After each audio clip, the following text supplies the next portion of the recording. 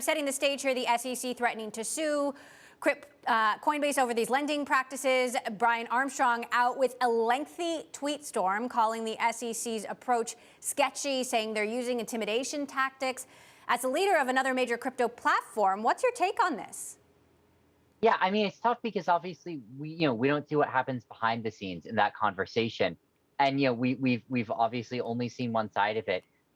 I can say that uh, everyone in the industry would love more regulatory clarity on some points, and I do think that's a note that you heard expressed there, and that you're going to hear expressed from a lot of players.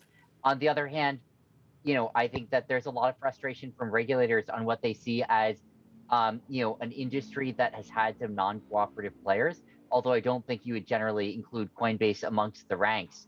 Um, I certainly can see the frustration from Brian's perspective, given his sort of tweets, but also, I say that without having actually been a part of any of those conversations, and stories can always look different from the other side. I want to take a walk through some of Armstrong's tweets here. He says some really sketchy behavior coming out of the SEC, but in this case, they're refusing to offer any opinion in writing to the industry on what should be allowed and why, and instead are engaging in intimidation tactics behind closed doors. Our door remains open. Hopefully, the SEC steps up to create the clarity this industry deserves without harming consumers and companies in the process. Earning interest on savings is pretty textbook, but are crypto platforms trying to recreate traditional banking without the regulation of traditional banking?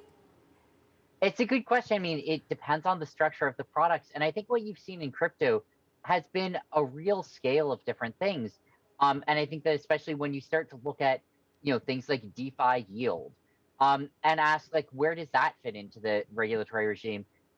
You can look at a lot of other products which have some relationships to existing sort of regulatory structures, but aren't perfect analogs for them. And I think that can make it tricky for industry and regulators alike to decide what the right interpretation of some of these are. And I think that often it gets down to the details of exactly how these things are structured. Um, I think that there's sort of a lot of different phrasings here, right? You can phrase this as a bond-like product. You could phrase it as staking, as yield. You could phrase it as a loan. You could phrase it as something totally different. I don't know what's going on under the hood there, and I don't know what those conversations included. But I think that the SEC's approach, at least as it was sort of quoted here, matches, I think, some of what we've seen, which is that rather than sort of saying, look, here's sort of like, we're going to lay out all of our thoughts on this topic, here's sort of an essay about what you do see from some regulators. I think, like in Singapore, you've seen MAS sort of writing pretty sort of explicit guidelines and thoughts about what they know, what they don't know, what they're thinking about.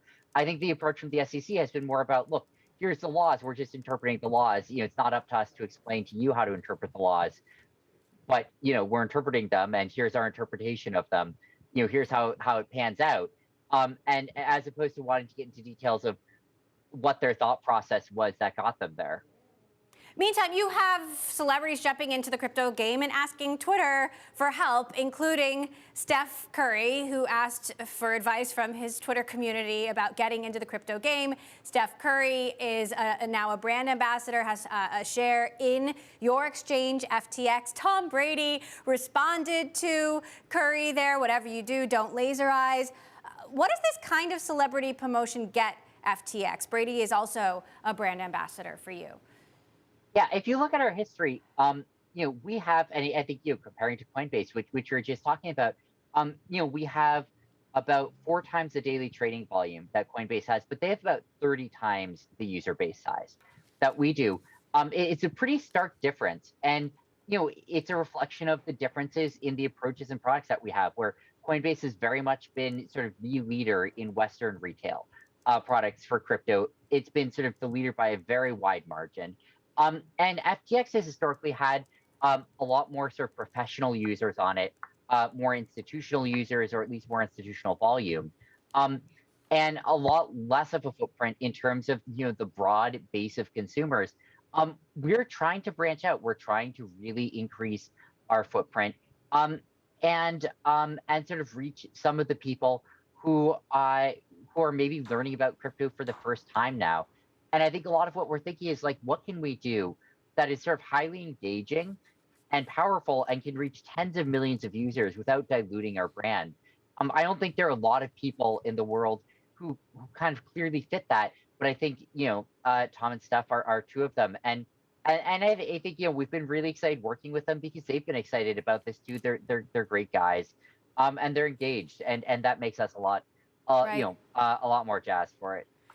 Meantime, Reese Witherspoon tweeting that she bought Ethereum for the first time. Kim Kardashian, though, getting slammed for promoting Ethereum Max. I mean, clearly you've got, just everybody trying to understand what's going on here. I wonder if there are downsides to celebrities jumping on the bandwagons when there still isn't a lot of clarity.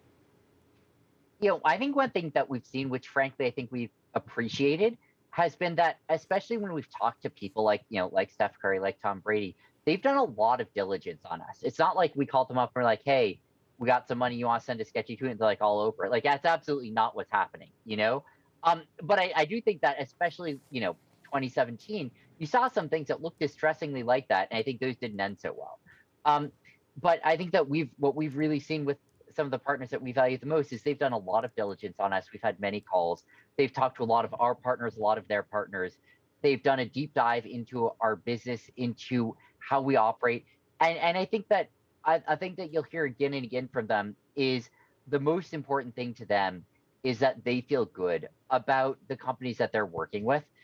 And Okay. I think that it's important to us as well that they feel that way and that they can represent that. So, I think what's important is that when you do start to see as celebrities getting in, that they're forthright and Right. that they really do their homework.